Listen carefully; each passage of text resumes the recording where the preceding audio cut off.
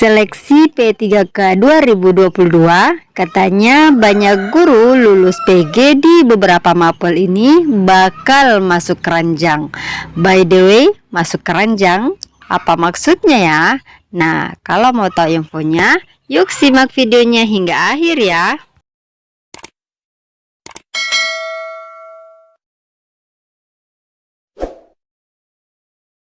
Assalamualaikum warahmatullahi wabarakatuh. Hai teman-teman semua, kembali lagi bersama saya Hidayah. Dan kali ini kita akan membahas terkait katanya pada seleksi P3K 2022 banyak guru lulus PG di beberapa mapel bakal masuk keranjang. By the way, masuk keranjang kuning atau keranjang apa ya nih teman-teman? Nah, jadi maksudnya adalah katanya menjelang seleksi pegawai pemerintah dengan perjanjian kerja atau P3K tahun 2022, kita tahu kan ya bahwasanya sebanyak 193.954 guru lulus passing grade makin resah. Wah, jadi banyak juga ya teman-teman guru yang sudah lulus passing grade, yakni sebanyak 193.954, bisa dikata 194.000 nih teman-teman. Nah, kenapa resah? Ya, alasannya karena ada banyak yang statusnya masuk keranjang karena kuota formasi di daerahnya tidak mencukupi. Jadi seperti itu maksudnya ya, mengapa dikatakan masuk keranjang. Jadi bukan keranjang kuning teman-teman, karena kalau keranjang kuning itu belanja di TikTok. Ya, ini bukan ya. Ini terkait dengan status teman-teman yang katanya karena kuota formasi di suatu daerah itu tidak mencukupi. Artinya apa? Guru-guru yang sudah lulus PG itu lebih banyak daripada kuota formasi yang tersedia. Sebagaimana yang dikatakan oleh Pak Andika bahwasanya sebanyak 60% Pemda memiliki jumlah guru lulus PG lebih banyak dibandingkan kuota formasi yang tersedia. Nah, ada 60% ya teman-teman. Jadi memang sangat banyak ya guru yang sudah lulus PG dibandingkan dengan formasi yang disiapkan. Nah, mapel-mapel apa saja nih yang semakin resah ya? Jadi diantaranya adalah termasuk bahasa Inggris ya. Jadi ada mapel bahasa Inggris, kemudian ada guru TK, ekonomi.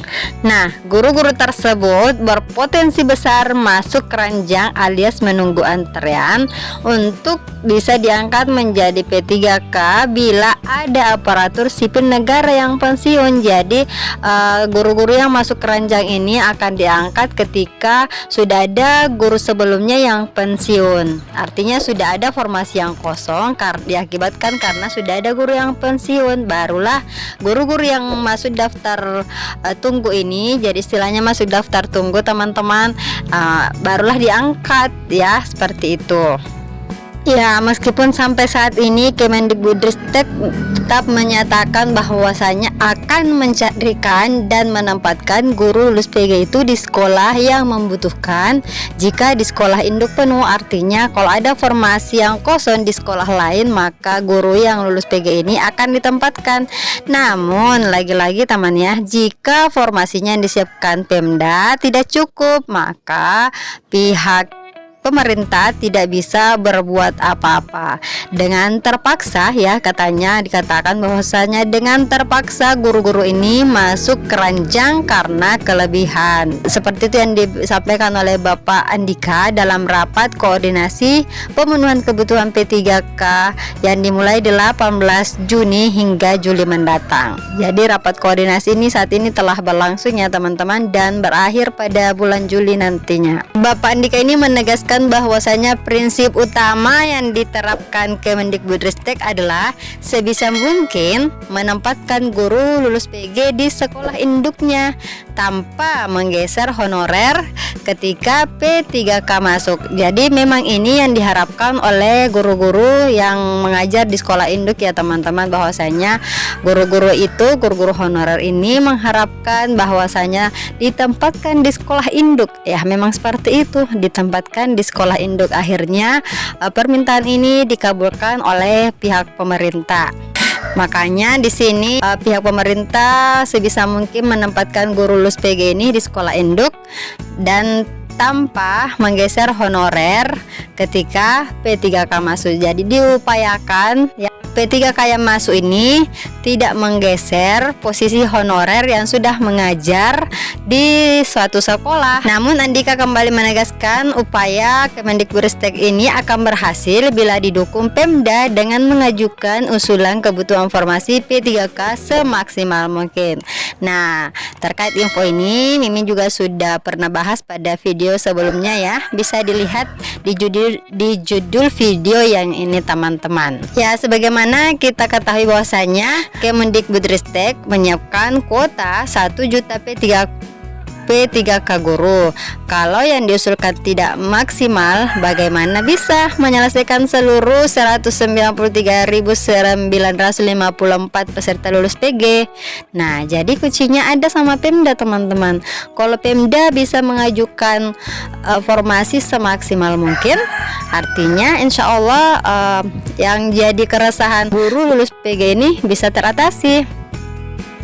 Pak Andika juga pernah mengatakan bahwasanya guru yang lulus PG pada tahap 1 dan 2 ini sebanyak 193.954 dan tersebar di 506 daerah, dan terdapat 303 Pemda posisinya tidak aman. Wah, sangat banyak nih teman-teman ya. Jadi lebih dari 50%, 60% yang disampaikan tadi oleh Pak Andika ya, bahwasanya 303 Pemda ini posisinya tidak aman. Kenapa dikatakan tidak aman?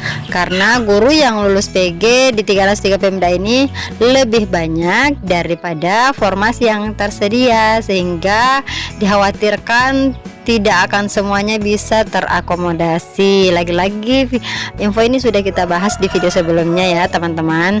Jadi yang sudah pasti-pasti atau sudah jelas terakomodasi tahun ini bisa mengisi formasi itu baru sekitar 20.000 nih teman-teman. Ya, baru sekitar 20.000 orang dari 194.000 orang nih. Wah, jadi perbandingannya itu sekitar 1 banding berapa ya?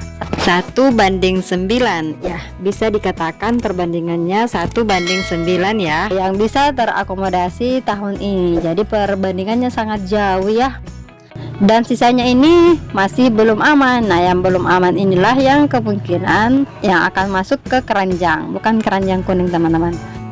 Jadi ada 203 daerah yang posisinya sudah aman, artinya guru lulus PG ini pasti diakomodasi atau mendapatkan tempat. Kira-kira daerah teman-teman masuk kategori aman atau tidak aman ya? Ya, nanti kita lihat daftar daerah-daerah mana saja yang masuk kategori aman ya. Nah, jadi sekiranya itulah info hari ini teman-teman yang bisa Mimin bagikan kepada teman-teman terkait dengan apa sih maksudnya masuk keranjang ya. Jadi bukan masuk keranjang kuning ya teman-teman. Kalau masuk keranjang kuning artinya mau dijual, tapi ini bukan masuk keranjang kuning, tapi masuk keranjang di sini maksudnya masuk dalam daftar antrian. Oke deh, sekian dulu untuk video kali ini. Semoga bermanfaat dan jangan lupa subscribe, like, and share video ini. Terima kasih dan sampai jumpa pada video-video kami berikutnya. Assalamualaikum warahmatullahi wabarakatuh.